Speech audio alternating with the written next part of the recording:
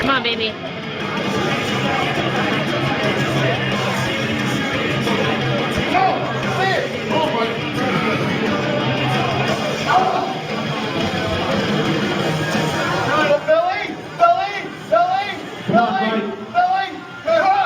Go, go, go, go, go, go. He's got it, yes.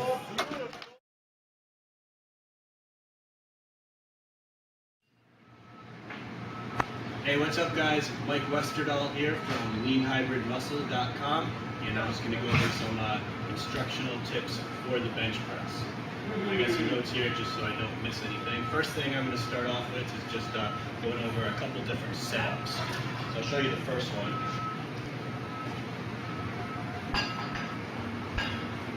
This is where you slide under the bar. You want to plant your feet where you want to keep them. Now you arch back. Now drop your head down. You want your eyes right underneath the bar. The really important thing right here is to squeeze your shoulder blades together. You want to squeeze your rhomboids together. That gives you a base. You can also see that there's a real nice arch underneath my back. So that's one setup. I'm in a pretty good position right here. Now I have a pretty natural arch in my back right here, and I have really tight hip flexors just because I sit down a lot during the day. So I have a little bit of a different setup that helps me get a little bit more of an arch. And I'll show you the way I set up. This is another option if anybody else has tight hip flexors. I still go underneath. I grab here, and I get my shoulder blades tucked in. Now I kick one leg back at a time to get them planted in. My eyes are still lined up right underneath the bar. This is the starting position.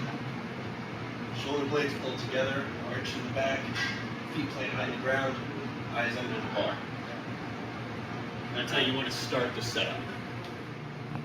Alright, next we're just going to talk about your grip, which is actually a lot more important than people think. The first thing I'm going to show you is where to grab the bar. If you're not sure how wide you want to hold the bar, the best thing to do is just do a push-up. And wherever your natural hands go as a push-up position, that's a good spot to start working on the bench.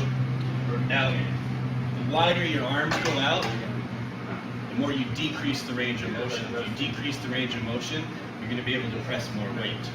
So you want to gradually move your fingers out over time. But this isn't something you do during the same workout or even from week to week. It's a gradual process. So I'm going to show you the rings right here on the bar. Let's say your natural position was to have your pointer fingers on the rings. Then you maybe do 3 weeks. Eventually you want to get moved down all the way out. This is as far as you want to go. Index fingers on the rings. You want to start off with your fingers here. So you want to train maybe 2-3 weeks before you try to move out to the next finger. I'm all the way out here. Next thing is your wrists. If you watch my wrists, this is correct. You want to have the wrist completely straight. This helps you transfer the power. This would be incorrect. You take it like this, and let your wrists bend backwards, and as you're coming down, it's harder to stabilize. So you want to keep your wrists straight. Another thing you want to do is squeeze the bar as hard as you possibly can. The harder you're squeezing that bar, the more motor units and muscle fibers you can recruit. So you'll be able to use more muscles and press more weight. Definitely squeeze the bar as hard as you can. That also brings up the next point, which is using a false grip. Always wrap your thumbs around the bar completely.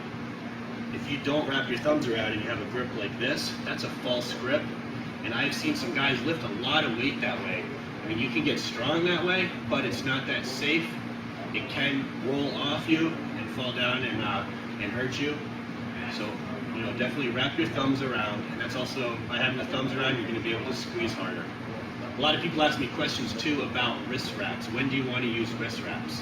I think wrist wraps are great. They're going to support your wrists and they're going to help you bench press more weight. The problem with them is if you wear them too often with your lighter sets, you're also going to kind of shelter those wrists and your wrists might wind up getting weaker. So I would say definitely start off with your lighter sets and don't use wrist wraps. Get your wrists nice and strong. But as you get close to maybe anything that's triples, doubles, or singles for your reps, that's when you'd want to put wrist wraps on just for that extra support. All right, next point I wanted to talk about is a mistake a lot of people make, which is overextending. I mentioned earlier that you want to squeeze your shoulder blades together. You see this range of motion here? Where if I go like this, look how much farther the bar has to travel if I push it all the way up. Now if I hold my shoulder blades together and I just lock out to here, it's a lot shorter strokes. You don't want to overextend. And I'm going to show you how people do that when they unrack. A lot of people overextend, which is what you want to avoid. This is the wrong way to do it. Unracking the bar or getting a hand off and totally pushing it all the way up here. Coming down and pushing it all the way up like that. That's overextending. It's just making you push extra inches that you don't need. Here would be the right way to do it. You got your shoulder blades dug back into the bench. And you just barely slide it off right to here. This is locked out position. Come down. Right back to here. No overextension. All right, next point is going to be holding your air. This is so opposite to what you do with most other exercises. When you're lifting heavy weight on the bench press, you actually want to hold your air. You want to take a breath as you unrack the weight. Then you stabilize the weight and you take a rebreath. Now you hold that breath the entire lift. So you come down, don't let the air out, push all the way up. You're holding your breath the entire lift. Most people when they're lifting, they take a breath on the way down and they breathe out on the way up. So just watch me taking my air and you'll see what I mean. Okay, right here, first breath. Stabilize, breathe out, one more breath.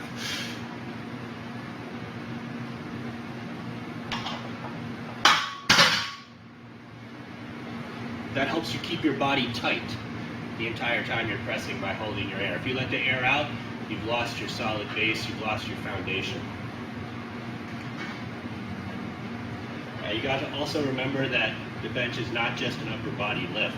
You want to use your legs, you want to use your quads, and you want to drive with your feet.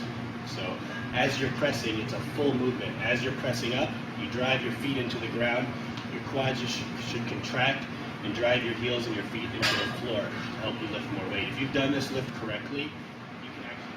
All right, this is probably my number one tip, and something you can use right away to help you bench press more weight. It's probably the number one mistake that I see people make in the gym. And this has to do with flaring your elbows. This is the number one mistake I see people make, is to use an L-shaped bench form where they come down like this. Sometimes it's called a bodybuilding bench. And I used to bench like this a long time, and you can definitely get a good bench going like that. But the problem is, as time goes on, that puts a lot of strain on your shoulders. You meet a lot of people that say, yeah, I don't bench heavy anymore because my shoulders hurt and I have rotator cuff problems. This is how you're going to alleviate those problems. Now, your bench might go down a little bit at the beginning, but just keep practicing this, and I promise you that your bench will go past where it was before using your old technique.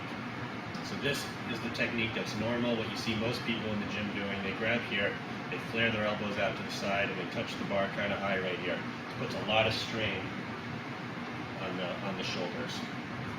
The correction you're going to make is when you're unracking it, you unrack it to here, turn your elbows like this, so they're facing in. This is called tucking your elbows.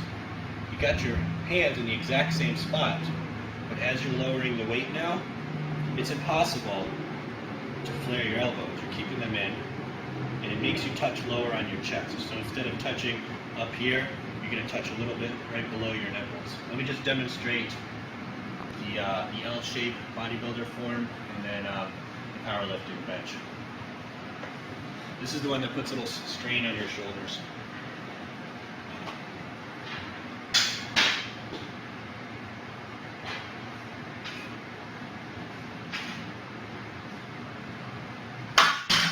Kind of hurt just doing that. All right, here's the other one. Same exact grip with the hands, all right? So you unrack the weight. Now right here you make a little correction. Just turn your elbows in, twist them in. Alright, now as you're coming down, tuck your elbows into your side. It's going to make you lower the bar, lower on your chest. Stay tight, push it straight up. So instead of going like this, you're going to turn your elbows in, keep them close to your side, come down right about here, and push in a straight line, straight back up. So give these bench techniques a try. You know, it might be hard to get all of them down at once in the first workout, but you know, work on one at a time. You can incorporate them, and over time, these things will definitely help you. I have people asking me all the time, hey Mike, how many sets should I do? How many reps should I do? What's the best bench press assistance exercise? And I can answer all these questions, but when it comes down to it, if your form is off or you have bad technique, none of those answers matter. The very first thing that you need to get down is proper bench technique and form. When you got that right, then it's time to start experimenting with different assistance exercises and other things you can do with reps and sets and things. All right, guys, good luck with the benching.